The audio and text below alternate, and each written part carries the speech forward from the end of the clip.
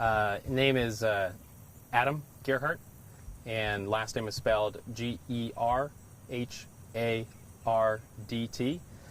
And like I said, I am from the National Transportation Safety Board. I am a senior air safety investigator based out of the Washington, D.C. area office. I arrived on scene today, and I am assisted by, it's going to be one other representative from the NTSB, as well as the Federal Aviation Administration.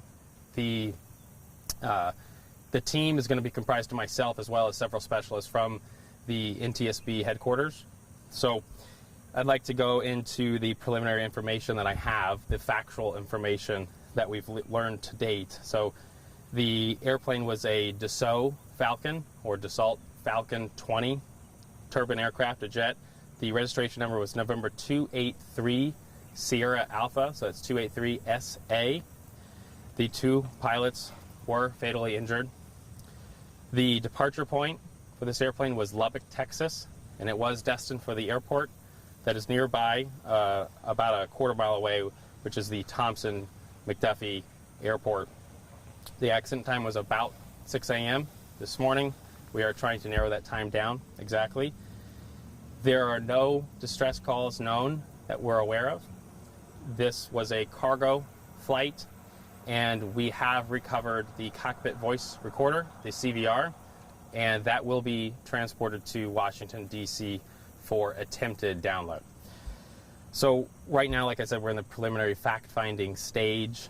The investigation will cover the airplane, the pilot's qualifications, the airport environment, the weather conditions, of course the engines in this case, and operational and human factors. And so that's a very typical set of the criteria that the NTSB will go into. Right now, the most important aspect of the investigation here is documenting the perishable evidence. And so what I mean by that is the information with the passage of time, it's going to get a lot more difficult for us to properly document those pieces of information.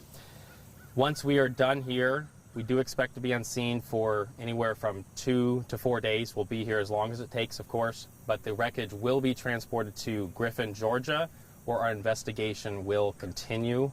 We'll continue looking at the airplane and engines. The first report that's going to come out from the NTSB is the preliminary report detailing our factual findings that we have on scene here. That will be released in about 10 days, which will be available on ntsb.gov. Our final report will be roughly anywhere from 16 months to 24 months in timeline to issue that final report, where we will issue a factual analysis and probable cause of the investigation. So NTSB, we are in charge of investigating every civil aircraft accident in the United States, and job is, of course, to figure out not only what happened, but why the accident happened, to obviously hopefully prevent future accidents. And we would like to express our condolences to the victims that were on board. And also, I would like to thank the first responders, the McDuffie County Sheriff's Office, and also the Thomson McDuffie Fire EMS who responded to the scene. So I will be happy to take a few questions. With that recovered cockpit recorder, what are some things that you're going to be looking for on that? Yes, so with a cockpit voice recorder, it's it's going to be an essential piece of evidence for us to look at what were those conversations transpiring throughout not only just the final few minutes of flight, but hopefully 30 minutes prior to the accident or more. Depending upon the recorder, you can get potentially up to a few hours of content. So looking at exactly what was transpiring, what sounds were being heard in the cockpit, what potential alarms were sounding, what the conversation was, so we can best recreate what the accident entailed. We were hearing that the plane hit some trees. Are you able to confirm if trees were hit? And also, are you able to talk about if there's any question over if the trees caused the crash? I certainly cannot comment on any cause of the accident. That will be detailed on our final report. I have taken a initial site survey, which is something we do. That's the first thing we do when we get here. The airplane did impact trees, and that is something that will be, as part of any investigation, looking at the approach that was being flown. But certainly, I can't comment on whether or not the trees caused the accident. But the airplane did impact trees on approach.